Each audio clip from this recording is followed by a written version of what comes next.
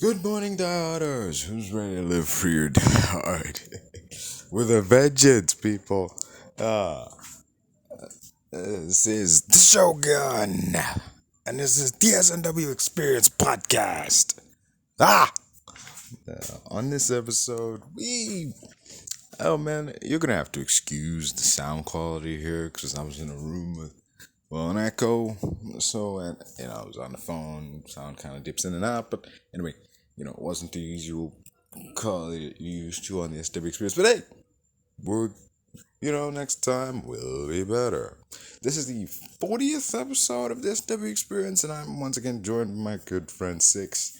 And today we discuss the Hulk's intelligence, we discuss the Eternals, Doctor Strange Multiverse of Madness, the MCU Phase 4, whether or not it's really been doing it for us this year. This week, this podcast is available on. Oh yeah, if you've been following these last few episodes, this podcast is now available on YouTube. It is also available on Anchor FM, Spotify, Breaker, Radio Republic, and Google Podcast. Essentially wherever you get your podcasts from. We're getting there, baby. We're getting bigger, better, and better. Right here on the S&W EXPerience Podcast, episode 40. And here we go.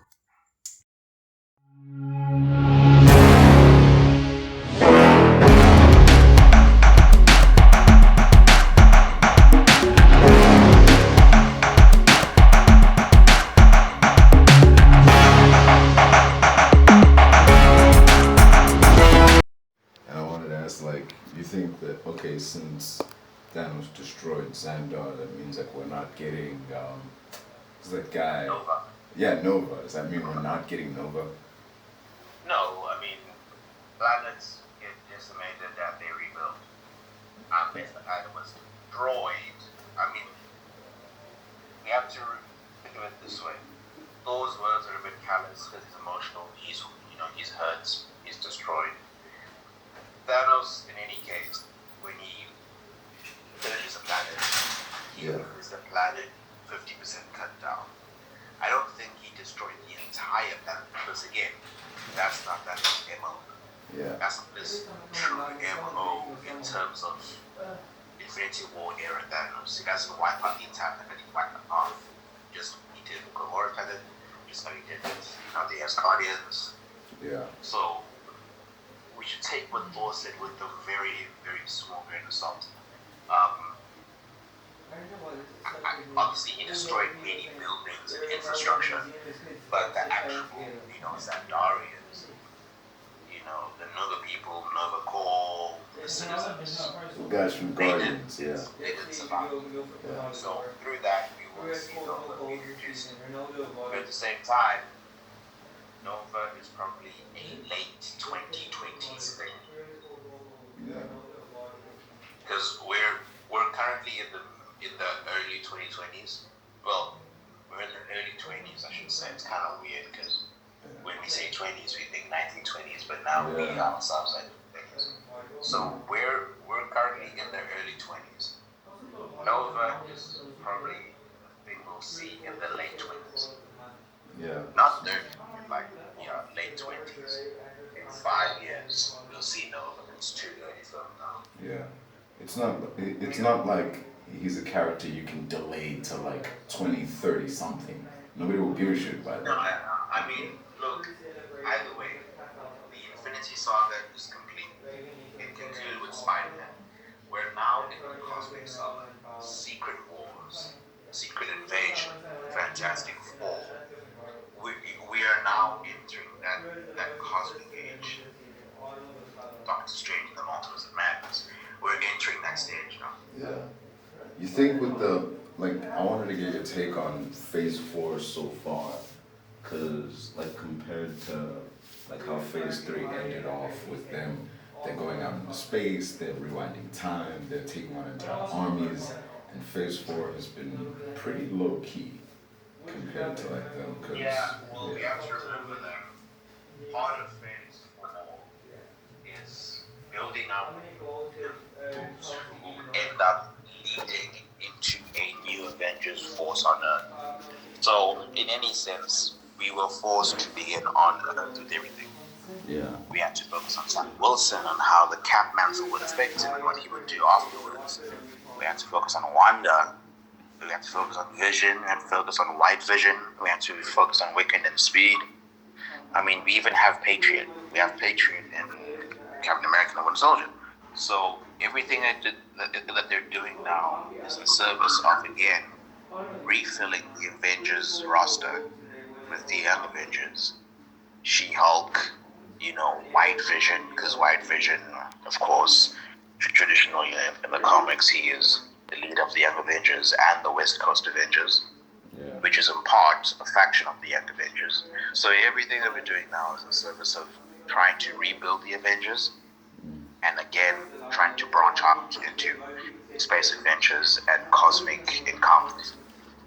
And you bring up cosmic encounters, I'd go to the Eternals, and it's like, it's not on the same level as the Inhumans, because like in terms of like it was kind of in terms of like how underwhelming it was, like just. No, it was better than Inhumans. Nothing. Yeah, it was way better than the Inhumans. Marvel but like, is worse than the Inhumans. The Inhumans is its own pile of dog shit. Yeah. There was this interview. Dude, this interview perfectly summed up like everything that was wrong with this thing, because they interviewed like the lead actor, and they asked him the question like, how come the characters' costumes are like different from what they are in the comics? And he said it was like, it's kind of like what they did with the X-Men, like they wanted to have a more practical like thing, and then like halfway through his like speech, he was going on about whatever, something about like, we wanted to ground these characters in reality, and he literally ends off by saying, I forgot what I was trying to say. Just that sign alone of that, Yeah, it's pretty dog shit, because how can it not in reality? How is a leather suit practical? So it's just like, yeah, none of what you're saying holds water or makes sense. Yeah. And it's sad, because the Inhumans is a sad case of getting a bad director and getting shelved in the wrong time. Because again, the Inhumans are supposed to be a part of Phase 3. It's supposed to be a movie. But part of that would have had to have dealt with the Eternals and Mutant Gene and the X-Men. That would have been a problem. So Feige shelved that.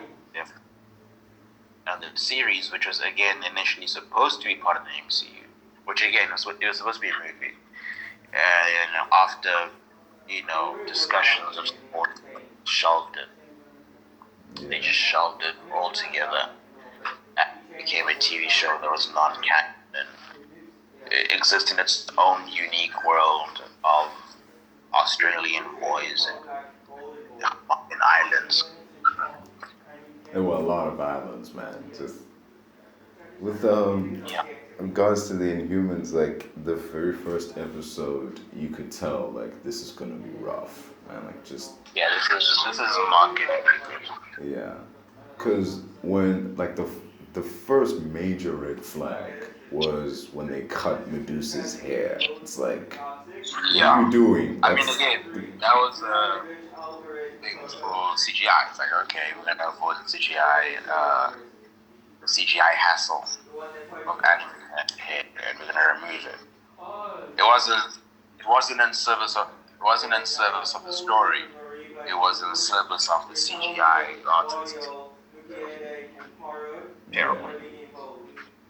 I get it. It could be expensive to like animate, but the hair grabbing people and like throwing shit around like it does in the comics. But like, fuck, man, you knew that going in. Like, you told me you couldn't reallocate some money from, I don't know. You could do it practically even if you really wanted to. Just ask Sam Raimi. Yeah, with Doc Ock's claws, man. Just.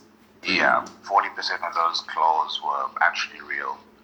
Yeah. And then the rest of the shots, I mean, the action sequences, I should say, were, when he's carrying things, then they were CGI. Yeah. But those close-ups, they were real. Yeah, 40% of them in the movie was real. Yeah, it's just... The hair aside, man, like, the show was dull. It's just Yeah, I mean, look, when you have a very limited budget, the action is very limited. Because all you have are people who are referred to as the Inhumans, right? yeah. But the things that they're doing very much just screams, oh, it's just Agents of S.H.I.E.L.D. with a different sticker. All it is hand-to-hand combat and people doing this and that, using karate chops. But they're Inhumans. They're supposed to use their inhuman powers, but they don't use those powers if the plot doesn't need it, because again, it's expensive. So you can't call a show the Inhuman show if it's just going to be a bunch of kicks and punches and karate and martial arts. It can't be the Inhumans if it's just that. It just can't. Yeah. I mean, at that point, it's just Agents of S.H.I.E.L.D. But Agents of S.H.I.E.L.D. is like way better than this, man. Yeah, they had a bigger budget. Yeah. Anyway, like shit show aside, man. But I remember like we were talking because like we were like discussing like because it was supposed to come out in IMAX. It was supposed to be like the first major like MCU movie released in IMAX. It did. There was it was like the first two episodes. Yeah, it was screened in IMAX and Gateway. I remember there was hype around it, and it stopped. Yeah. Dude, imagine if they'd made a movie of the Inhumans as that was, dude. That would have set back the entire like MCU for a while. I mean, look, if Feige was part of it, it could have worked, but obviously they'd have to deal with the legal paperwork, having certain elements scrubbed, you know. I mean, Feige's great, but like, dude, a producer can only do so much. Yeah. Think of it this way: you can adapt them in a certain way and then retcon them later, just like what they did with WandaVision. Yeah. Yeah. I believe in Feige. That's one thing I know. But it wouldn't have made like I can't No, say it wouldn't have been a billion. Yeah, it wouldn't have been like Wouldn't have Avengers been, level money, but like let's say Captain America level. Yeah. Let me see. It would have been a $500 million movie. Yeah.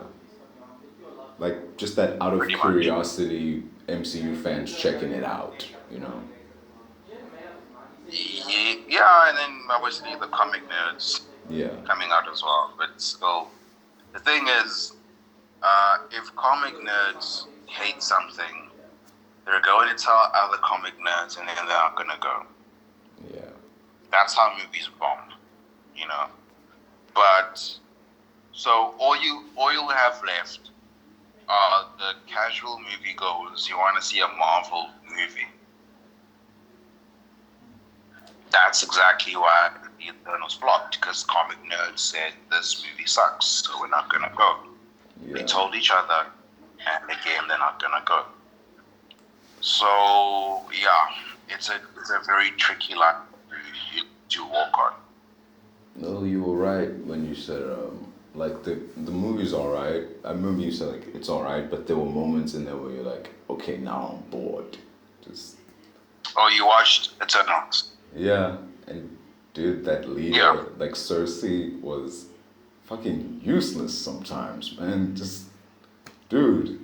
Oh, you remember why I said you must watch it? Because it's something I want to talk about. Yeah. Okay. Thanos has made weary. That's what I wanted to say. Thanos has met really? You think he? Yeah. But he's not. I mean, he's a deviant. Think of it this way. Thanos is the mad titan, right? Yeah. Why is he Then he my wants. destiny once? I can't do that again. So, what we have, and again, most of what I'm saying is not because I'm a genius, you know, conspiracy nut. Yeah. Part of it is, again, from your boy Eric Voss. Part of it is from other people. But what I've extrapolated is that Thanos pretty much knew the things that would come. Because, again, he is an Eternal with the deviant gene, but he is an Eternal. Yeah. He is of the same family, the same construct. Arrows. Yeah. Exactly. They're the same people. Eros is also an Eternal, which means Thanos himself probably could have spoken to a Celestial of some kind. Not exactly Arasham, it could have been any other Celestial, because again, they were stationed to different Celestials all over the cosmos. But, because also, we do see Eros has his own communicator being. Yeah. And we do know that Ajax, being the prime Eternal for Earth, and I should say the galaxy of the Milky Way, whatever, we should say that since they are Arisham's Eternals, Eros has his own Eternal, who that bead comes from. But then again, that bead allows him to speak to any Celestial, because it's a communicator bead, you know, it's like a universal bead. But Eros and Thanos probably, in fact, no, not even probably, they did have their own Celestial. It's just that we don't know who it was. It could have been Jemiah, you know, it could have been Erok. We really don't know because it didn't say. Yeah. But Titan is in another galaxy, so they definitely did have their own Celestial in charge of them. Yeah. And Thanos and Eros deviated and they rebelled and they ignored their destiny. Thanos chose to save the universe because of Mad Weary, because he knows what's to come. He knows what the Celestials are planning. He knows what they're up to. And the Mad Weary is him recollecting the things that are going to happen. And so, through his conviction and will, he has channeled his mental fortitude to keep the Mad Weary, the knowledge of the Mad Weary that it brings. Because Mad Weary is essentially your memories cascading on each other. Like thousands and thousands of years, yeah. Exactly. So Thanos has those memories. He has that knowledge. Because again, another thing, bada boom, you're not the only one cursed with knowledge. Yeah. Starring. That's Exactly. It fits. So now we, like, when you think of these things, like this little tidbit here, this little tidbit there, it starts to make sense. That Thanos wasn't exactly the villain. Yeah. And when you think about it, he really had no choice in the matter. I mean, yeah, what if paints the picture of, oh, Thanos was a resource allocation nut, and then T'Challa solved it. For all we know, again, that's a different, That's a different universe, man. That's not the main thing. So it's like, I mean, it wouldn't be too far of a stretch to imagine that Thanos did have that same, passion for preserving life. Yeah. But you see, the thing is, his passion has been perverted because in your conquest to preserve life, you wipe out life to delay the destruction of life. That's why it says a small price to pay for salvation. And with the snap of a finger, I can do it in an instant.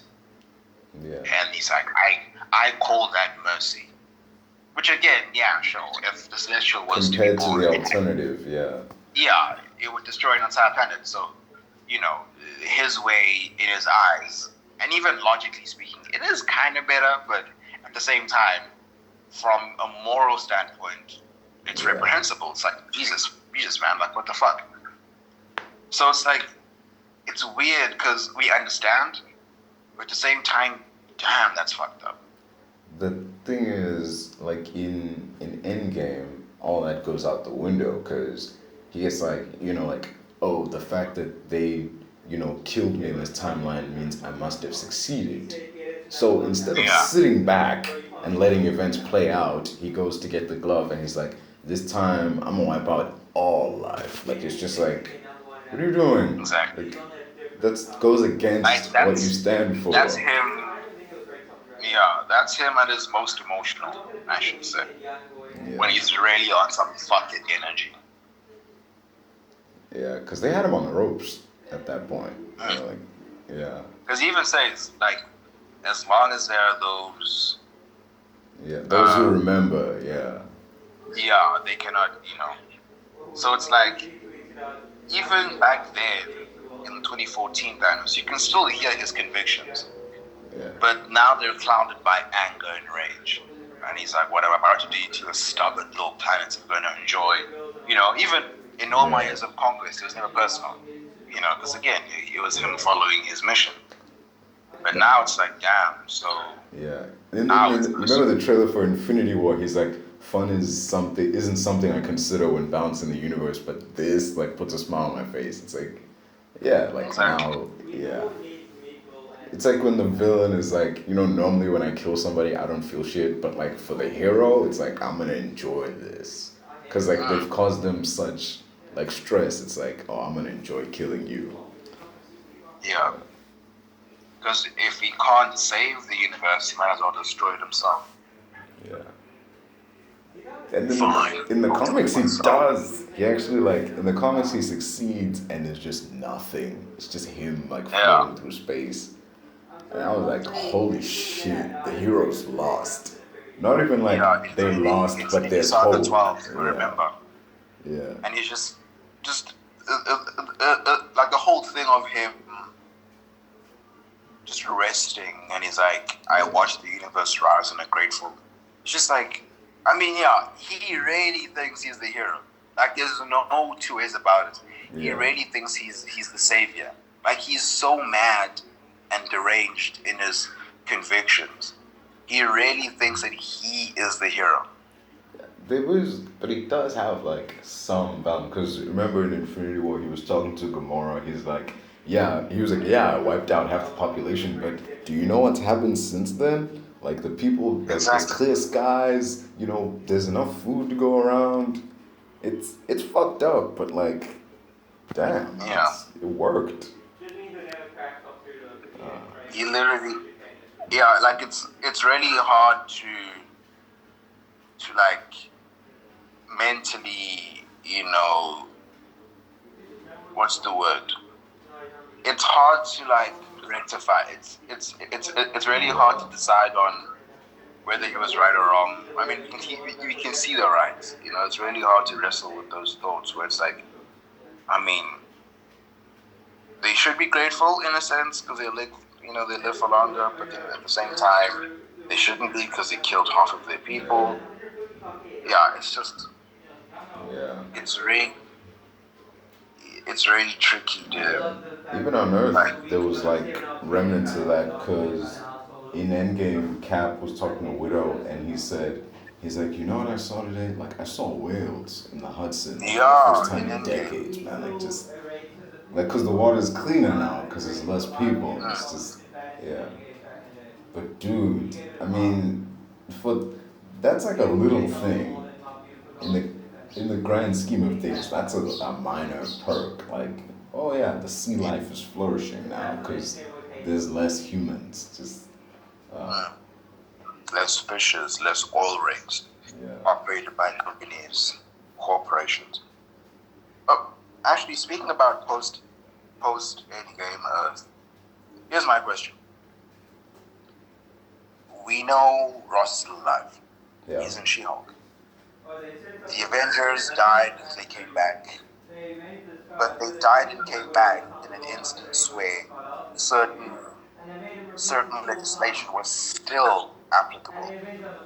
What the hell happened to the Sokovia Accords post-Endgame? I think they just abandoned them, dude, because there was no Avengers around to enforce them on. And like, besides, they got bigger problems right now. Post-Infinity War, to be honest. You had, and here's my thing, it's funny because in the beginning of the movie, you have Ross say to himself, well, not even to himself, to Steve Rogers, he's like, the world was burning, and you think all is forgiven. Arrest these people. Ross was willing to arrest Captain America and gang while the world was burning. He knows the world is burning. So he's not a dumbass. He's just extremely arrogant. He knows the world is in trouble, and he still wants to arrest them. How can he go from that, right, to just leaving Steve Rogers alone? Yeah. Post-stab, post 5 years. I mean, he didn't die. He was alive. Did not do anything to him in the 5 years? Did they not speak? Did they not discuss about, you know, if it happened because of you, because you enforced these accords, you separated us as Avengers. But then again, not really, because if Strange saw every possibility. Okay. Actually, here's my question. Yeah. So Strange saw 14,600,005 possibilities, right? Yeah. Okay. Did he see every possibility from the moment he was on Titan? Or did he see every possibility from the start of each MCU? I think it was like from the moment he sat down and started his thing. So he saw every possibility from Titan. Because Yeah. here's the thing. Because right now, I was about to say, Steve, let's say him and Ross end up speaking. Yeah. That plus what Tony said in Endgame, that Steve could have blamed Ross for what happened post-snap. That if it wasn't for you separating us years ago, we would have, one, probably had a better chance at winning, or two, actually won. And here's the thing, because Tony said, even in Endgame, is... It was because of Civil War that they went together, because Stark wanted like a suit of armor around the world because he knew something was coming. Yeah. No, like what I'm saying is, so Tony was like, I needed you, and you weren't there, and you said we'd lose together too. Yeah. Liar, and then he collapsed and all these things. Yeah. Tony's words and what Steve could have said to Ross that, we're only here because of you, begs the question, would the Avengers have won if they had not been separated by the Sokovia Accords and everything? If they'd fought together as a stable unit, so Tony in Wakanda, Stephen in Wakanda, the Sorcerers in Wakanda, if they'd all just put their feet down, battle stations, get ready. I mean, if you think of it, let's think of it this way. Let's really think of this logically. The amount of people who were around in the in-game battle could have been around in the Infinity War battle. I mean... Right? Yes, they could have. Because, again, what you have, you can't bring back the dead as Guardians from the ship, from the Statesman. You can't. What you have in Endgame is everyone from Infinity War. Okay. If the Avengers hadn't broken up, or if Ross had a change of heart at the beginning of Infinity War, and they mobilized together in Wakanda, because again, either way, they'd always need to be in Wakanda. Because Shuri they were the only one who could move the Mind Stone. Yeah. And another thing about that I'll touch upon. I mean, if Civil War hadn't happened, would they have even met T'Challa to know that? I mean, no. I'm not saying that it shouldn't have happened, but it should have had a breaking point of some point. Yeah. And the thing what I'm saying is, okay, so you look at the Endgame battle. Yeah. And you look at the Wakanda battle, very similar, and of course that was intentional. Now here's the thing: if you had everyone mobilizing, so if you had Strange in Wakanda, and he's telling Wong to gather everyone in the universe, we're literally having the battle for the universe. Because even in Infinity War, that's what it was. It was preventing this guy from snapping away half of the universe. That was literally the fight in Infinity War. If the Avengers had mobilized everyone in Wakanda, if they mobilized in Wakanda and Strange had spoken to Wong and they gathered every conceivable hero in the universe, just like they did in Endgame, could they have won? Because again, Strange, as you say, you're agreeing with me, that Strange only saw every possibility from Titan onwards. He saw 14 million post-Titan battles. So everything that he saw began the same way as Infinity War, but branched off from Titan. Now what I'm saying is, if they mobilized before, what would have happened? Well, for starters, Stark, Strange, and Spider-Man wouldn't have been on Titan. They would have never made it to Titan. They would have stayed on Earth. And at some No, but point, here's the then thing. Here's the thing. Sorry to cut in. Thor would still be in space. yeah, I know He'd that. still come with the Guardians, and they'd still wind up on Earth through Strange. Because Strange can track everyone. He can track anyone in the universe with the simple spell. He can still mobilize every person that they got in Endgame. Plus, also the fact that Carol would have been called by Nick. Because if Nick was alerted of the calamity, the grand scale of everything, if he really knew, he would have called Carol long ago. But he was in New York, he was busy, he was uninvolved in everything that was happening in Wakanda. All they knew is that they had multiple bogies converging in Wakanda, but nothing else. So Carol still also would have came, everyone would have came as per. So how would have that battle panned out? I'm asking. Well, as I'm saying, like you mentioned, Thor and the Guardians. Yes, the Guardian ship still would have been blown up. Hulk would have still rocketed through space, and like he would, warning Strange, Thanos is coming, and Thor would still need to like split up. The Guardians would split up. Thor needs to get a new axe, and the Guardians would still run into Thanos. That would happen because Thanos needs to acquire the Soul Stone, so that stays. Everything up, but like once they get to Wakanda, then there would be a united front because Cap is there, Iron Man's there, you know, everybody's there. The only downside would be like the Mind Stone and the Time Stone are in the same place now, and I don't think Thanos would send like Proxima Midnight and them. He would go down there himself, like, cause like, dude, he has all the other stones. All he needs is these two, and they're in one big place. Cause even in the end of Infinity War, he went down there himself.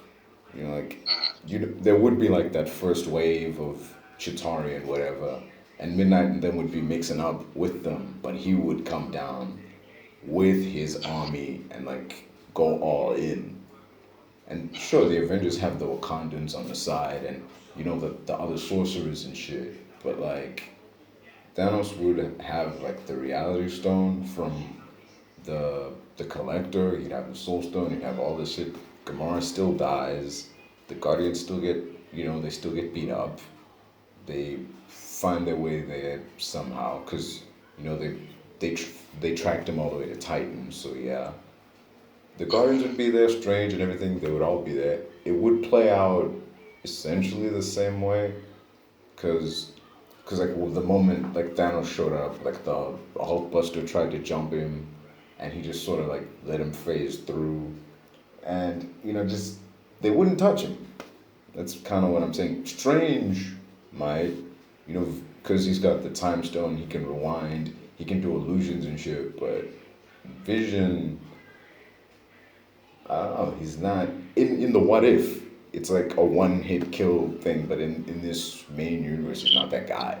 So, like, yeah. Yeah, he's not Vision, he's Ultron. Yeah. And they would still be like trying to remove the stone so they could destroy it. So, yeah, there would be like that thing. He wouldn't even be involved in the fight. So, yeah. And if Thanos gets into that room, like, well, that's that. He'd get his hands on that stone. So what you're saying is, yeah, it would. since Thanos has, let me see, 1, 2, 3. Since he has 4 stones, he still wastes. Yeah, I mean, there's a point where I'm like, if you have like, even if you have like, if you don't have all the stones, if you have the right stones, nothing can touch it. Like, he has a stone that allows him to bend reality. Like, dude, that stone alone should be like. It's okay. So how's about we do this? Rewind it back to the Milano. Well, I guess the Benatar. The Benatar, Thor and Guardians, and for some reason, they decide to go to Earth. Okay. That means Gamora lives, no Soul Stone yet. Thanos can't sacrifice the thing he loves the most. So now you have Thanos with the Power Stone and Space Stone. The reality too, from the collector. Yeah. Yeah. But Thor does know that, and also here's the question. When Thor was still speaking about the stone and how it's with Tanalia Tavan, was Thanos already in nowhere at that point? When like the Guardians get to him, it's like he was like, the place was trashed and he was interrogating him, so it would was like a reality. Yeah. It would be safe to assume like when like Thor was what like you can have, how far would it take for them, or how quickly would it take for them in the Benatar to reach Earth at that point? Because at this point, all you can have, right? You have Thor, you have the Guardians of the Galaxy, unknown heroes, but heroes of space, regardless. They're going to go to Earth. They're going to tell Strange and everyone that Thanos is going here. Who else on Earth has knowledge about the Reality Stone? Selvig and Jane, right? Yeah. Only those two. And okay, cool. The Bifrost is gone. Asgard is gone. It's post Ragnarok. How does Thor get to nowhere?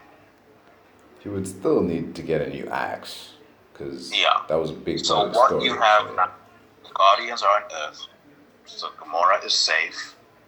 You have Thor going on a lone mission to Neverdalia. Yeah. How would Thor get to Neverdalia from Earth? Could a spell put him there? A sling ring?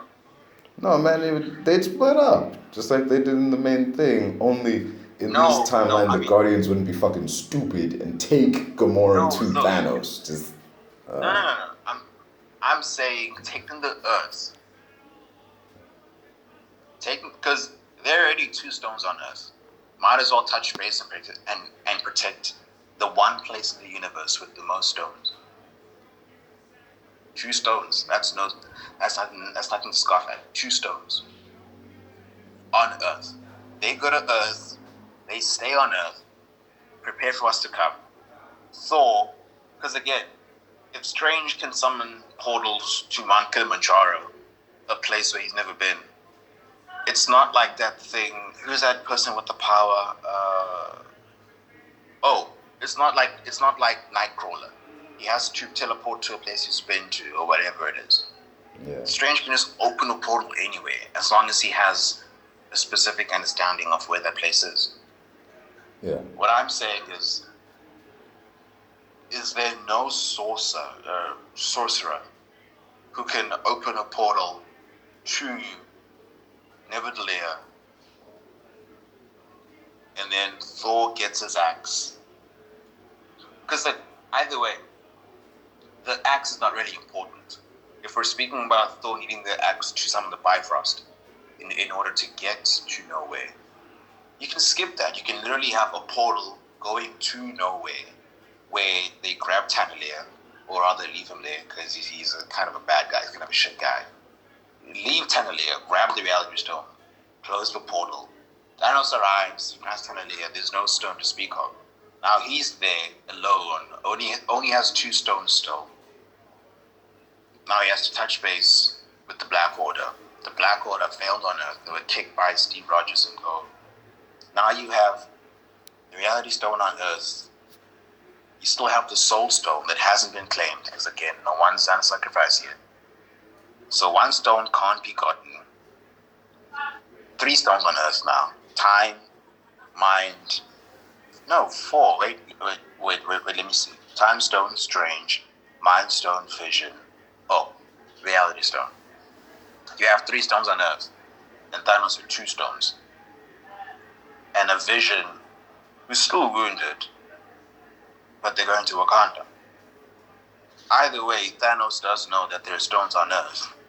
So now he's going to come to Earth. He has 2 stones. The Guardians are on Earth. Strange, realizing the grand scale of everything, summons every sorcerer in the world. Peter has the bright idea to call on the Ravagers, and Thor mobilizes these Guardians. T'Challa mobilizes the Wakandans, the Jabari, the Monkey Tribe. Everyone mobilizes. Everyone who can conceivably mobilizes. And it's endgame. Only thing is, it's versus a Thanos with 2 stones. And also, okay, let's put a little mark on that and set it aside. I've been hearing this thing on the internet quite a few times lately, and it's bothered me for a while because it's kind of people being ignorant and people not really thinking about things in full detail. So maybe you've seen this before. Maybe you've seen this. What's that? So a lot of people say that. A lot of people have an issue with the particular scene in Infinity War when Steve Rogers and company are in Wakanda and Bruce is speaking to Shuri, right? He's speaking to Shuri because the plan is to get the Mind Stone out of Vision, but still keep a lot of Vision, left. And then people have an issue with it because when Shuri speaks to him, and they're asking how his synapses were calibrated, and Steve says, we reprogrammed them to work non-sequentially, and Siri says, okay, well, I guess, you did your best. Kind of like a little candidate. No, because she was like, why didn't you just, do this, and he was like, well, I hadn't thought of that, people have issue with that. But the main thing that people complain about, and again, this is people who don't really think about things really, really clearly. People always go and they rage out about this. They're so emotional.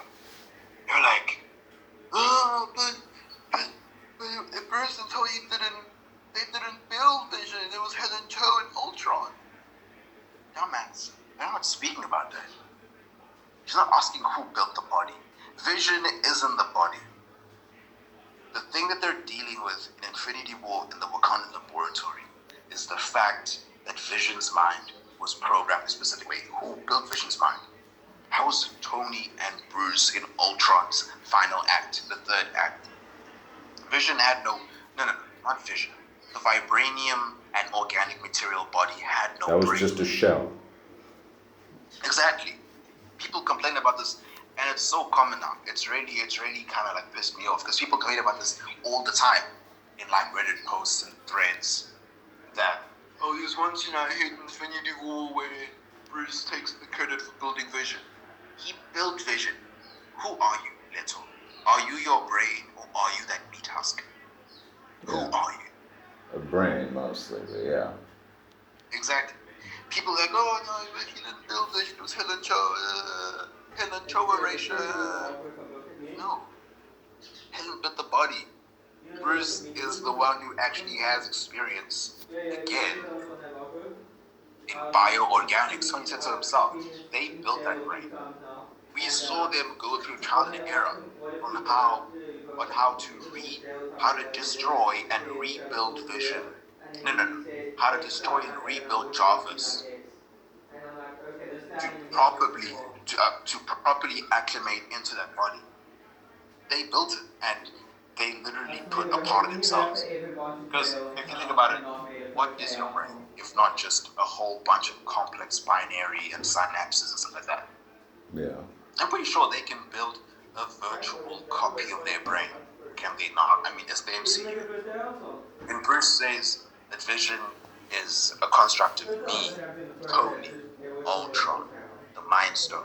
It's literally true because they built him the brain with a part of their own intelligence. That's why Vision's so smart. It's not just the Mind Stone. He literally has Dr. Banner in him. He has Tony Stark in him, and the Mind Stone, and Ultron. But Ultron is literally something that was created by the Mind Stone, so technically it's the same thing, Ultron and the Mind Stone. But it's kind of like Ultron is Tony's AI, so it's still Tony. It's Bruce. Literally, Vision is exactly what Bruce said he was. Yeah. And when they programmed the brain, they programmed the synapses to work collectively. And Australia was like, why didn't you program them to work individually? We didn't think of that. Yeah, Dude, Bruce and Tony also were like, responsible for that. When people don't even understand that. Yeah. They just think that he's speaking about building the body. And when you brought that up, I thought you were talking about like the fact that mind still needs to contain a whole lot of vision when it's all said and done after they remove the stone, because that's what they run Wakanda for. So, I really hate that people don't really get that. They just don't understand that. I know. That they're not speaking about the body. But yeah, and also speaking of that, why couldn't Bruce Hulk Shuri?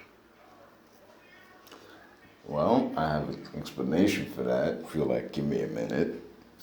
Thing is, like, my problem with that scene is like, there'll be people out there that said like, Shuri, like, she made Bruce seem dumb. Like, no, she didn't make him seem stupid, man. Like, dude, Bruce Banner is not Tony Stark. He's not the guy sitting there putting like hammers and bolts together to like design the physical shit. Like, that's not his thing. Like as you said, like they work together to create the brain. That's where he came in. The fact that like when she was like, hey, why didn't you like have them work separately instead of collectively? And it's like, well, I didn't think of that. He's not dumb. It's just it's not really his area of expertise, man. If it was Tony Stark, it would have been like, oh, okay. Then you'd have a point. Like, hey, why didn't you think of that? So like, yeah. So the fact that they were together instead of apart, it is just like this human error of like, hey man, it's like you're asking a gamma radiation expert, hey, why doesn't this machine's like brain part work as a complex machine instead of like what it is now? It's just. Well, no, Bruce is more than No, I know that. Yes. I know he has like more smarts to him, but like the main thing from like the comics and even in the first Avengers was like, you know, he's the gamma guy and the Mind Stone gave off a certain kind of gamma, like he knows what to look for. But it's like let's say it's one of his major things. You know, like he's. But that you see, okay. Like he's a brain box. He's not an engineer. Let me say that. Yeah. And here's the thing. I'm fine with that answer. I'm fine with it if only they didn't make it a point that Bruce had actual construction knowledge by Willy Veronica. I'd be comfortable with that. But now Age of Ultron had to hit it in our heads that Bruce made Veronica. So it's just like, come on.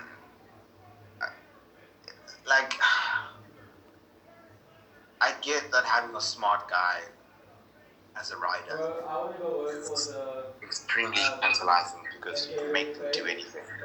Yeah. But now you have Bruce having this particular limitation in Infinity War, and he says, we didn't think of that, plural. And Bruce is he is apparently and again, Reed is going to come into the universe, so we don't know if this really holds weight. Bruce is the chief, he is the chief expert in bioorganics, and he's the chief expert in gamma radiation, and he's the chief expert in nuclear physics, because again, they spoke about you'd have to heat the cube to 4 million Kelvin, and only then can it breach the Columbine plane. And you have them speaking on an equal plane, even in the Avengers movie. Yeah. Finally, someone speaks my language. So it's like, what can't Bruce do? He's literally Tony, but more. Tony's an engineer, and of course, if he can study, he can be an astrophysicist. So what Avengers showed us is that if Tony reads up on something or bothers to learn about something, he can also become a somewhat expert, or I don't know, not an expert. What's the word? He can be not a wannabe. What's the word? Well, like a scholar or something. No, like Yeah. he can be an amateur in understanding of this thing, because I don't think Tony knows more about their solving, than astrophysicists. No, I don't. I really don't think so. Yeah. But I feel like if he reads up on something, yeah, he can be an amateur and dabble in it. Because yeah, sure, if you give the average Joe a look at astrophysics, he won't even get it. Even after 3 months, he won't get it. Because even Tony needs one night, and he has some sort of understanding. Because in Avengers, he said like in Avengers, like when he walked onto the helicarrier, he said like he read like Banner's reports and shit, and like that's how he knew what he was talking about. And that was like a day. That was literally like one day, because when Coulson went to talk to him, like we saw him open up a panel on the Incredible Hulk, and like from that point to him walking on, it's literally only been a day. Yeah. No, that's what I'm referring to, because obviously Coulson and Nat gave everyone the files because he said, am I the only one who did the reading? He does know that he was going to multiple people. But the thing was, we were shown from that he can become an amateur in something with a little bit of, base touching. Yeah. But now it's like, then you have Bruce on the other hand, who is the expert in so many things. And it's that same skill set and the same PhDs that now makes him capable of building Veronica. Because he literally says, hey, don't make fun of her. I built her for a reason, whatever, to take down the Hulk. Like, what? And again, I remember people were also confused about how Bruce can operate Veronica in Infinity War, because they're like, he shouldn't be able to do that. Well, no, he can. If you paid attention in the last movie, you know that he built the damn thing. But it's like, what can't he do? Because, again... He can't crack time travel, that's for sure. Here's the thing. In Endgame, he managed to set up the van. He set up the controls. He did everything right, except for a few calculations. Instead of pushing Lang through time, you push time through Lang. Tony did the studying, and he understood that. Bruce was Bruce was 80% there. Just a little bit of calculation work. The average Joe would not know where to start with a quantum realm machine and then transforming that into a time travel machine. They couldn't. You can give them a year, they can't do that. But Bruce Banner programmed everything down to an almost T, down to a little t, not to a big T, down to a little t, and he pushed time through Lang. And Tony came in, fixed it so that they pushed Lang through time. Because that's all Tony did. He did it because, again, even Cap had some confidence in Tony.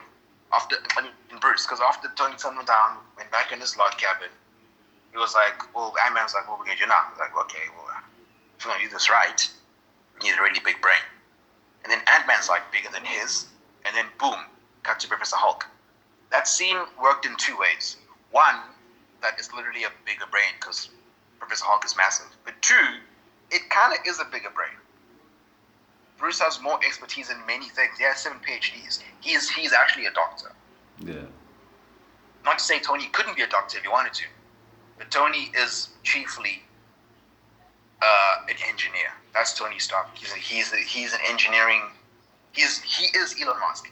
He's an engineering prodigy. That's Tony Stark. That's Howard Stark. Right? Cool. Bruce is a master of many disciplines. 7 PhDs, as we heard in Ragnarok. And Cap, Steve, he had some confidence in him that he'd be able to figure this out to a specific level. I'm going, I'll check you up. Alright, sure. Yeah. And again, he does figure it out. You know, after some convincing in that cafe, he does set up something, and he sets up a couple of. I mean, you do get the impression that this nigga built a lot of things in that time from the cafe to now. Yeah. He did a lot of engineering and building and constructing things together and making things work. He did that. So it's like, so Bruce is a novice of no, not a novice. He's an amateur prodigy in engineering, if we can say. It's not like Because someone this else nigga built that managed- shit. Exactly. This nigga made it so that they cracked it, or rather they scratched the surface, and then Tony came and cracked it with the GPSs. Because it seemed like Tony needed it. It seems like all they needed was the GPS to push themselves through time. Yeah. Bruce did the legwork. He built the foundation. All they needed was the GPS. So it's like, damn, nigga, how smart is Bruce Banner? Because even when Tony is dead, he builds the same thing from scratch. Why? Because he knows how to now. Yeah. I mean, it's a If the smaller average Joe platform, was but given the notes like, yeah. Because literally, like this is literally 100%. Look, the Avengers compound was destroyed. Everything was gone. And then post Endgame, you have the Rest of Hulk building a fully functional time machine from scratch, just for Steve Rogers to put back the stones. He built that. He built that now. Because again, he has Tony's notes on how to build a GPS. So he built that. Bruce Banner built that. He built a fully functional time machine because now he knows how to. Same thing I was saying about if you can read up on something, you can have an understanding of it if you're a genius. You know? Yeah. Even Hank Pym probably could have done that, you know? Not Scott Lang. Scott Lang is Because the just thing a guy, man. No, he's not dumb. Remember I'm not that saying Scott he's Lang, dumb, I'm saying he's just a Scott guy. Lang is an engineer. He's an engineer and an electrical engineer. He hacked that system that, you know, made them have that heist and then he got arrested. He has an engineering degree. He's not a Stark engineer, not a Banner engineer, but he is an engineer. He's not dumb. Yeah. It's just that compared to them, I mean, come on. That's what I'm saying. I'm Compared not to saying them, he's stupid. he's- By no yeah, means is he's Scott not Lang dumb. stupid, Compared but to like, them, yeah, he's just a smaller, guy. you know. Yeah. Yeah, he's not just a guy. He's not just a guy. You know, who's just a guy? Rhodey? Rumlow is just a guy. No. Come on, dude. Rhodey's an Air Force captain. He went to MIT as well. Don't forget, they went to MIT together. Rhodey's smart. Lots of people in the MCU are smart, but a lot aren't. Rumlow is not smart. You know, Rumlow is just a meathead. He's a mercenary You for know, Shields. Like, I mean, someone who's just a guy. Rumlow's just a guy. You know. I Rhodey mean, went to MIT. He's a MIT alumni. Lots of people in the MCU are smart for Earth, obviously our world standard, but not geniuses by the MCU standards. even Wanda. Scott Lang comes to mind. Hope Van Dyne, Darren Cross. Who else? Nick. I don't know about Nick. Come Nick on, is- dude. You can say that Rhodey is smart, but Nick is like, I don't know about Nick Fury. No, because okay, here's the thing. Okay, sure. Okay, here's the thing. We don't know where Nick went to school, but again, just because you went to a specific school doesn't mean you're smarter than the person who went to this school. But the thing is, yeah, sure. Nick is a strategist. He's a leader. He's brave. He's courageous, and he managed to build an intergalactic space organization. So what? I guess he's smart. We just don't know in what specific academic level he's smart, but he's smart. Of course, you can't be dumb and lead them shield. You can't be. That's impossible. You can't be a dumbass and lead shield for like 30 years. You can't. We know that. Sure. We just don't know in what academic level he's smart, but he's smart. But with Rhodey, we do know because he went to MIT. But now it's like, yeah, even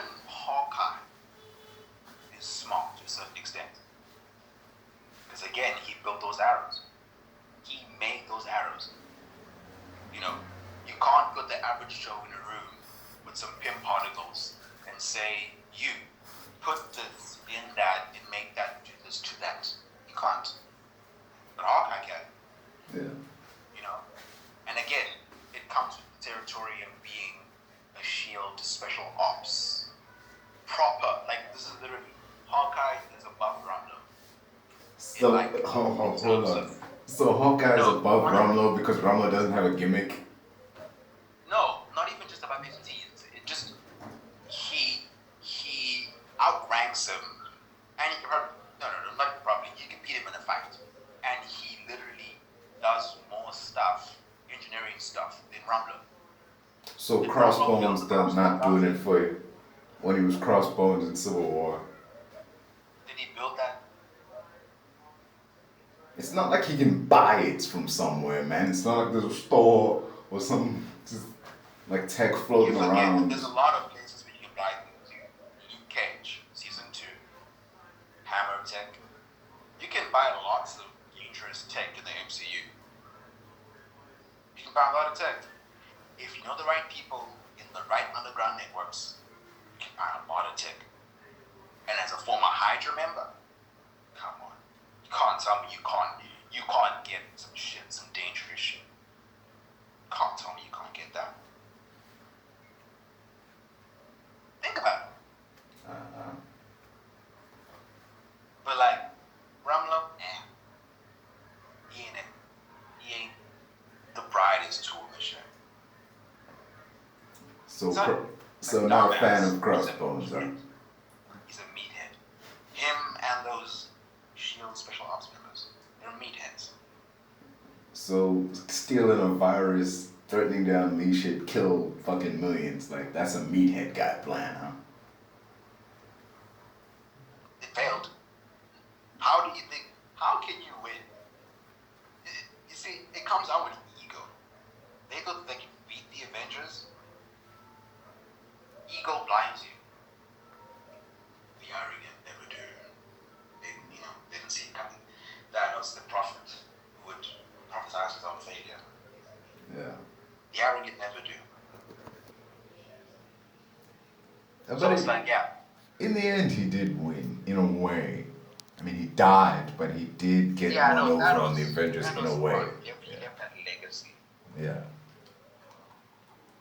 But like, there's a lot of smart people in the MCU, and then there's geniuses. Would you say Wanda is one of those smart people, considering she spent most of her life, like, captured by, what's that guy's name? It's not Zemo, the, like, Von Strucker guy, I think. Strucker. Yeah. Well, She spent most of her life in prison. Like, is she one of the smart people? What sense? Smart in what sense? Strategist or just brain smart? On par with Rhodey, let me say. Why would she be on par with Rhodey? That's what I ask. In terms of like the average intelligence, not like because of what school he went to, you know, like. Yeah. Okay, so what have we seen that should make us believe that? Just on me. Not that I'm saying like, is she? Would you say like, okay, Wanda's as smart as, I don't know, like you said, who else is just a guy? Like, would she be on the same level as like Scott or Clint? If given the resources. Yeah, if given the resources. I don't think she needs to. I think Wanda is perceptive and cunning. Because again, she did outsmart Agatha Harkness, when she's like 900 years old or whatever. She outsmarted her. So that takes some level of strategy. That again, she learned from Captain America, I should say. Because who else can rumble with you that much?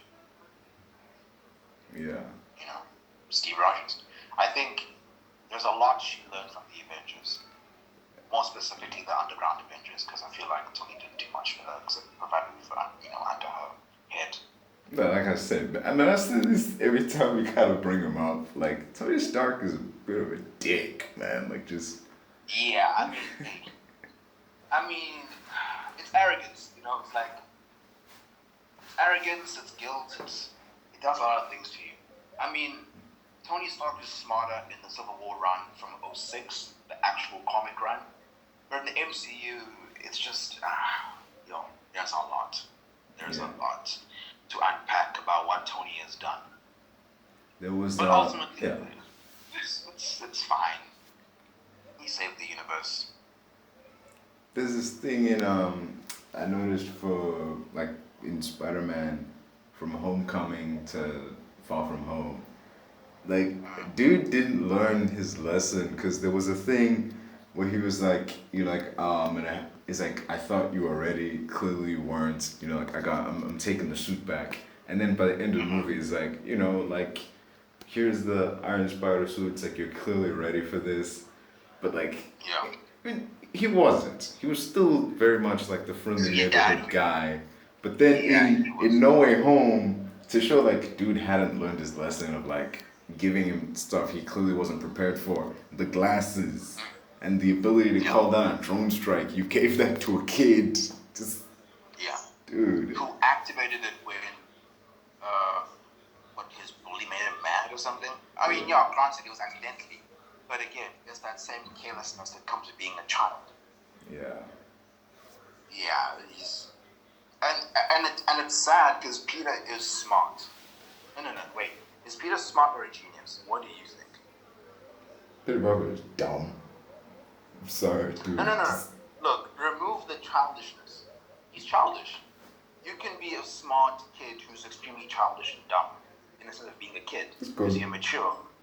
But in terms of his brain, like the intelligence level, we haven't really been shown like scenes where he's like flexing, like showing how smart he is. Like we don't see him design the web shooter like with Garfield. We don't see him like he did build the web shooter. We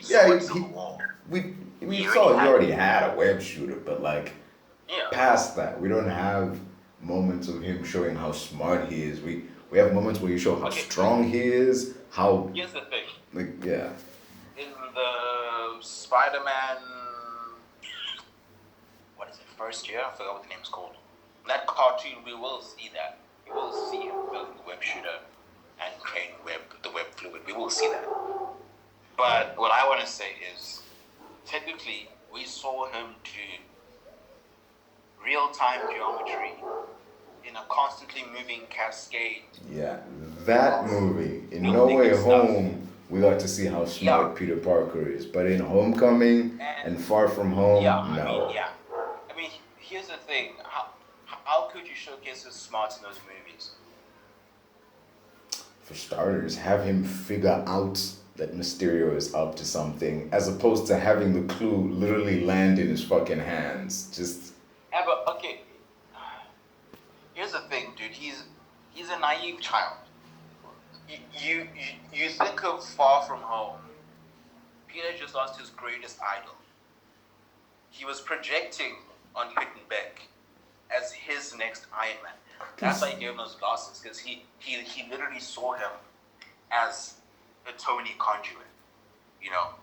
That was him being a naive child, and him post-grieving making a bad decision about an individual he just met. Peter doesn't have that.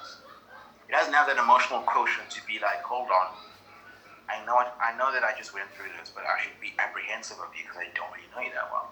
To give you access to, I guess, the biggest set of drones in the world is cares of me. I should think about this. Matter of fact, I should consult Nick Fury. He doesn't have that sort of maturity to have that fortitude to be like, hold on, let me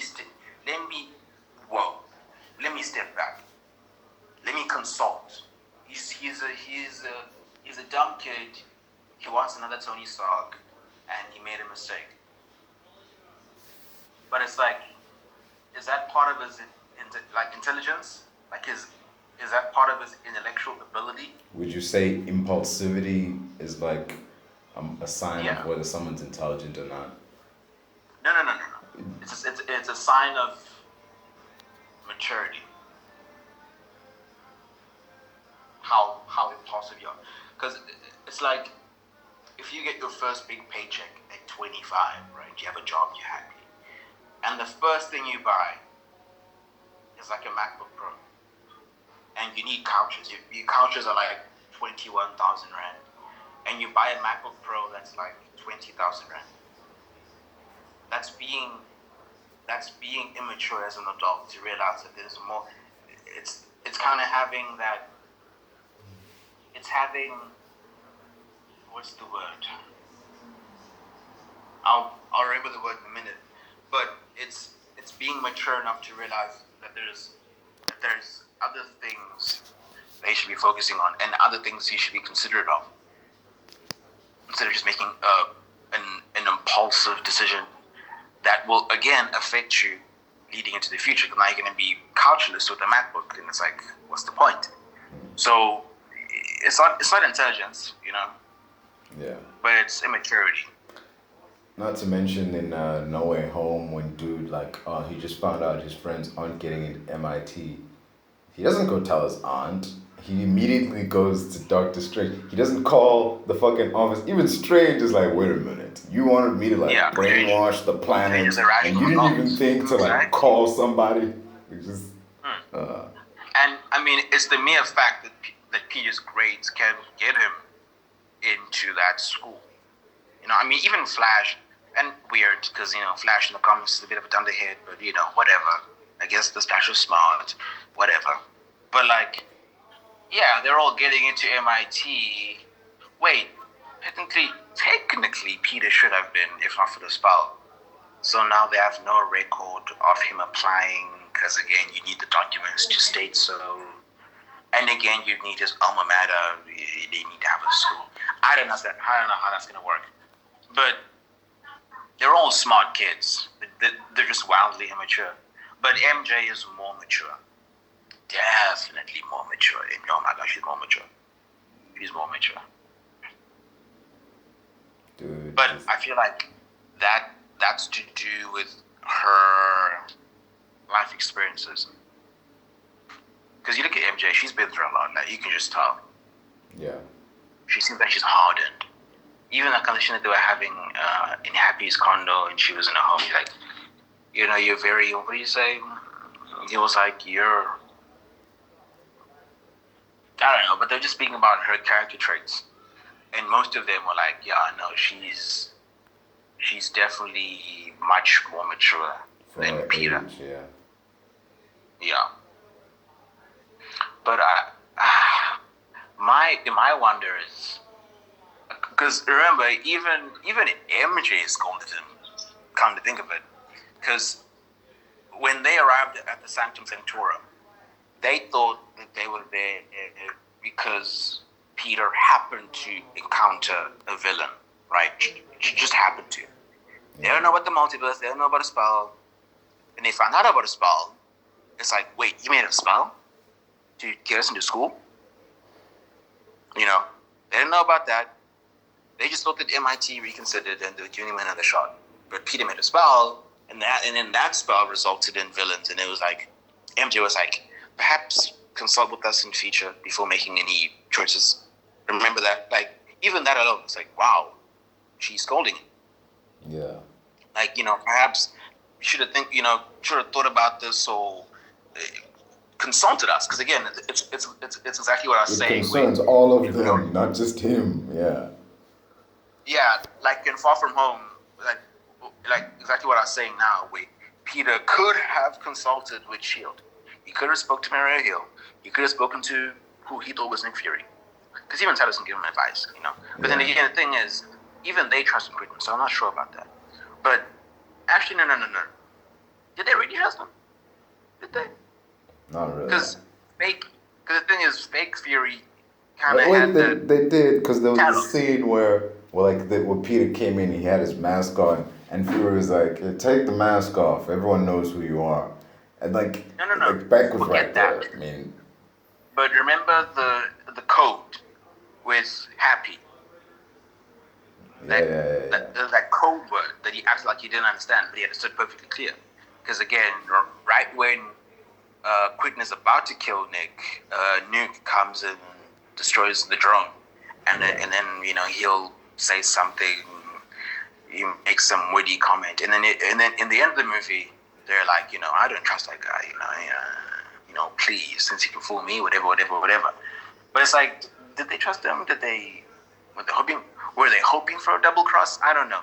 It's really hard to decipher because the movie was 2 years ago, and Watts still hasn't, clarified what was happening with that whole plot point. Yeah. Because also, why would Happy know a code word Nick would realize as being some sort of secret message about don't trust this person? Why would he know that? That was a weird thing, wasn't it? That was a weird thing. Happy and Fury do communicate to the fact that like there's a scene in the beginning of Far From Home where like Happy has like Fury's phone. He's like you haven't been calling Nick Fury. He's like, how do you know that? He's like, because like he's calling me now. He's like he's telling me like, why haven't you been picking up? Like So that means that Happy, obviously as the head of security for Stark Enterprises, he's spoken to Nick before, even in Iron Man 1 to whatever it is. They've been speaking for years now, over 10 years. I guess they'd have a code word. I mean, it's weird, but I feel like, it's weird, right? It's like the head of S.H.I.E.L.D. chatting with Happy Hogan. Has a weird friendship with Happy Hogan. That's very weird. No, there's a history with this thing, like with Coulson and Pepper, because like when he came into like Stark Tower, and like he called him Phil, and even Stark was like, since when is he Phil? Just it's just strange, but and now we have so even the thing I was saying, MJ scolded him about perhaps consult with us first before making that decision, And again, Peter, his immature ass, he really should have, because it's a decision that affects all three of their lives, not just his life, So it's kind of ironic because he was like, "Well, Mr. Strange, sir, this is affecting everyone's life, Mr. Strange. It's affecting my friend's life and MJ's life. Well, if it's affecting her life, perhaps put her in the decision, Peter." But again, immature. Even Ned, it's kind of played for laughs. He's a comic relief. Yeah. But yeah, dude was like, "Oh, I forgave you the moment like we walked in here, man. Like when he saw the sanctum, like just like." Yeah. Ned's just a fanboy for these things. And also another thing. Strangers isn't an Avenger, but he's an independent hero. But he's kind of famous. Like, for a person like Ned to be like, the Sanctum Sanctorum, oh my god. Like, he was fanboy. Like, Strange is famous, I guess. Even weird, right? Yeah, but like even before he was, Doctor Strange, Mr. Arts, he was a famous surgeon. There was an Avenger, Yeah. I understand how people see him and they're like, oh my god, Thor, you're so hot. Even in the Avengers, they were speaking about Thor, and even Helen Cho had a crush on Thor. So like, Thor had much more of a presence than what I thought Strange would have. You just look at it and be like, that guy's a racist. It wasn't until the movie Doctor Strange came out that mystic shit started happening in New York. So it wouldn't be like he would show up on the reg for people to see him.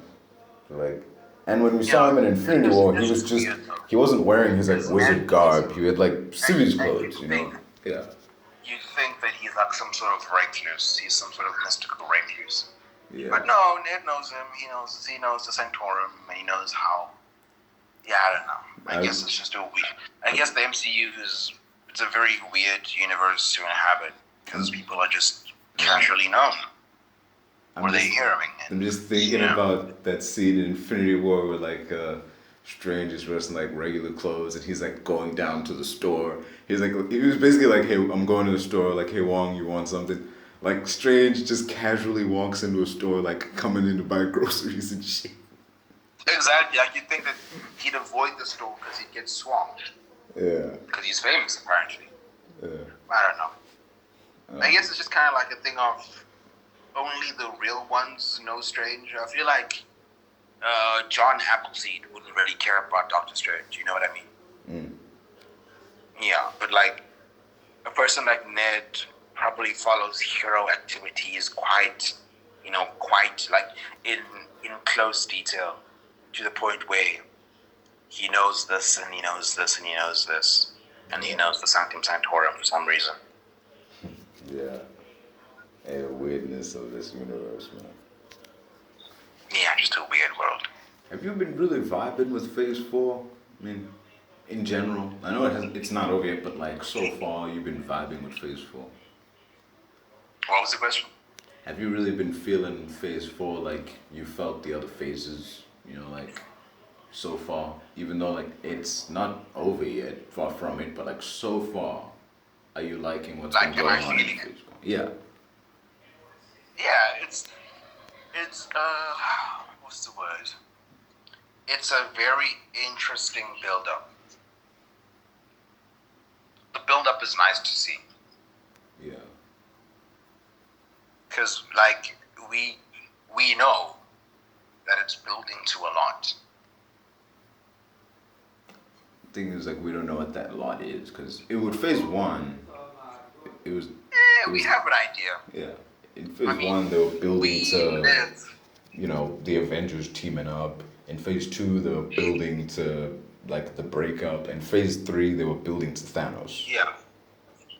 We live in the era of leaks and speculation and confirmed leaks and set pics and concept art and previous visualization. So it's like, we know a lot, but at the same time, we know nothing. We knew that they were going to be in the movie, right? We knew Andrew and Toby were in the movie. But at the same time, we didn't know. Yeah. Like, sure, we literally stared at the same still that would have Andrew saying a web block. You watched it. Yeah. But we still were not sure. And when they showed up, it was like, holy fuck, it's true. Yeah. So, yeah, we do know, but we don't know. Dude, it's still... Seeing an event movie, like, okay, not every Marvel movie is the movie you see day one with that crowd. Like, just... Not every movie gets that attention. But seeing No Way Home, opening day, first showing with those diehard MCU fans, and seeing Garfield pull his mask off, just... that was good, man. Unparalleled. Yeah. And you know what's crazier? I'm hearing word that MOM will be even crazier than the last movie. Yeah, but it won't be the same. I mean, don't get me wrong, it's gonna be good, Sam Raimi and shit, but like, it won't be seeing like a Doctor Strange from a different universe. It's like, nah, bro. Like, you forget that we're getting cameos. I know that, Patrick Stewart and the Fantastic Four and them, but like, I'm just saying, if we saw another Doctor Strange, we'd be like, oh, okay, whatever. But like, when we see Patrick Stewart, then there will be like that big pop, because like... Yeah, I mean, do you know that literally, okay, so today is Saturday. Yeah. On Thursday, as in 2 days ago, on Thursday, there was news that they're adding even more cameos in the movie. They're adding more cameos. And there's already 2 confirmed cameos. Patrick Stewart and John Krasinski. And now they're adding more. And again, now you do have obviously confirmation that Krasinski is playing Reed Richards. And the thing is, he's playing a variant, sure. But the leak was, he's playing a variant for now. And if it does well with audiences, Marvel is considering, and again, this will be based on the audience reaction, Marvel will then consider to add him into the mainline universe as the actual MCU Reed. So what's going to happen is, we're going to see MOM, and we're going to see Krasinski as a Reed variant. And if that does well with audiences, which of course it will, but they don't know that, if it does well, then we're going to see our Reed. It won't be that guy. It will be another guy, still played by Krasinski. But it will be our Reed. So They're not gonna have that thing of that anniversary is gonna live here now. No. We're gonna have our Reed. No, I'm saying Our it's like own what they did MCU. with Kang, like Jonathan Majors. It's like each iteration of Kang Pretty is a much. different dude. It's not Yeah. just like It's pretty much like a Loki yeah. thing. That So we're gonna see. For now, it'll be a variant. you For think it now. would you think Loki would have worked if he'd met his variants and they were all just different versions of Tom Hiddleston as opposed to different people? Here's the thing. Loki, and again, this has to do with the actual character's history. It's hard to have Loki variants that just look like the humanoid Asgardian. When you have Loki's, because again, Loki is what's the word? Hold on, I'll get it now. Loki is he's not androgynous, but he's not that. But he's like asexual. He's bi, He can actually. be male, he can be female, he can be a creature, he can be an animal, he can be, because in the comics, Loki had a child with a horse by transforming himself into a horse, and he got fucked, and then that birthed his child. His child was a horse that he got by turning himself into a horse and getting fucked and falling pregnant. So it's like Loki is anything and everything. He can be anything. So to limit the MCU continuity or multiverse continuity to just Tom Hiddleston's, it would be a disservice to the character. Now, if you have someone like James Howlett, James Howlett variants, you can have some variation, sure, but there isn't a black Wolverine, so we shouldn't have one. So It's just like you can have them be different actors, but still have them be Caucasian and 5'3" and maybe whatever it is. But with Loki, there's lots of room for creativity.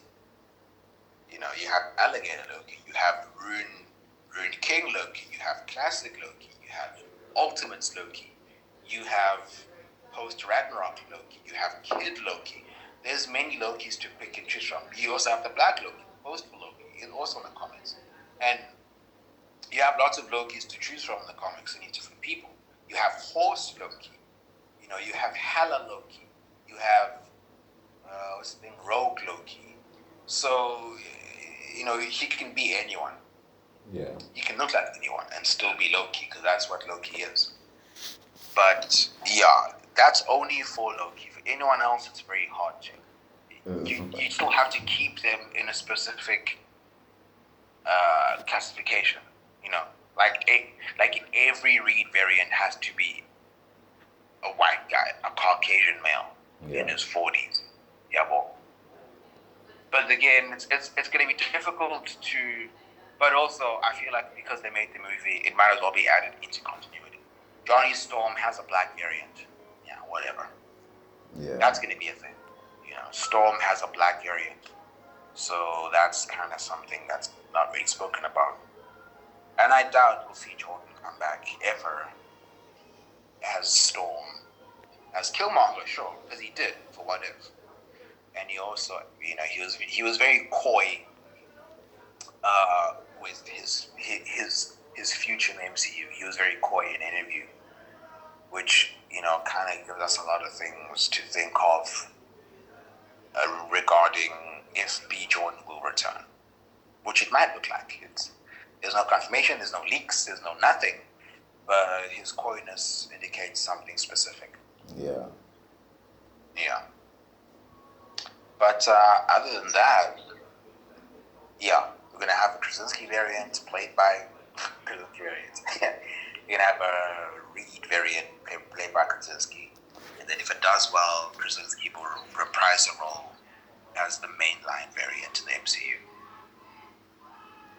Thing is, you mentioned he could be anybody, and it's just reminded me of I don't know if you've seen Matrix Resurrections, but Not yet. there's this line that, okay, you know Hugo Weaving wasn't coming Yeah. back. You know, The Merovingian. yeah, Merovingian. Oh, Weaving. I thought you said Weaving. No, that. Yeah. Hugo Weaving Yeah, wasn't Matrix. coming back. You know, I, he said like he was surprised, and when I first read that, I'm like, dude, you died. Like the main machine deleted you. You couldn't come back if you wanted. Like, it makes sense that he wouldn't come back. Okay, but do you want kind of a spoiler? I mean, it doesn't affect the plot, but it's like, He's back. yeah, Smith is back. Not Yeah, I already knew that. Yeah, not weaving though, but like this, it's just like if you were gonna bring back Smith, but have him be played by a different actor, it's just like, why though? Like, just just get weaving. He actually wants to come back. Like, dude. Yeah. Oh shit. I think it Is was. the Merovingian back?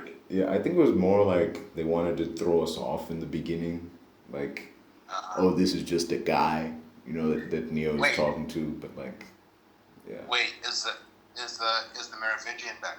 Yes. Okay. Hey, dude, I wish it wasn't though, man. Just, dude, there's this scene. There's like the scene where he pops up. It's a really good scene, and it's a callback to like it references the earlier Actually, versions. speaking of the Merovingian, Yeah. I can definitely see Barcelona, fuck, what's his name? Christoph Waltz. I can see him being a Doctor Doom. I can see that. Stuff, Waltz. Isn't he kind of old? He's pretty old. I didn't realize that. He looked 53 to me. Yeah. He's actually 65. That's pretty surprising. Damn. He looks pretty good for a 65-year-old though. He looks good for his age. Yeah. Wow. Holy shit. He looks 53. I mean, Yeah. he's looked 53 his entire career. So. I mean, but to be fair, he got a late start. It's not like he's been acting since he was a kid. or Yeah, nothing. he actually. Yeah. I remember an interview about him. He only became famous like in his early 40s. Kind of like Morgan Freeman, to be honest. You know? Yeah. But with I still say like Cillian Murphy could be an excellent Doctor Doom.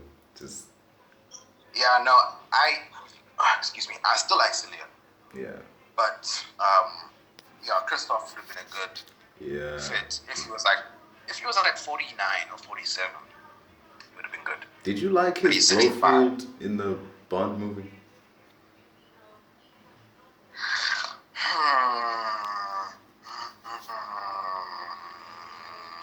I mean,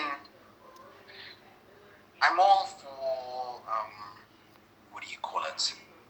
Reimagined versions of villains, you know. I mean, as far as Blofeld goes, he's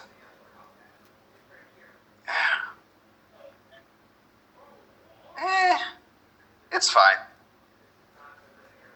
You know, Blofeld and Waltz's character, they're fine. They're fine. You know what I mean? Like, I can't really, it's not bad. Nothing's ever bad. Yeah. But, like, it's hard to live up to the expectations of old. Yeah. Yeah. It's like with there was a Star Trek movie, Star Trek Into Darkness, and they cast Benedict Cumberbatch in the role, and everybody was like, "Oh, he's gonna be the new Khan. He's gonna be the new Khan." The director was like, "No, he's playing a guy named John Harrison." But then halfway through the movie, he's like, "My real name is Khan," and it's like, that name means nothing, dude. In the context, this is a reboot. That name means nothing. Yeah.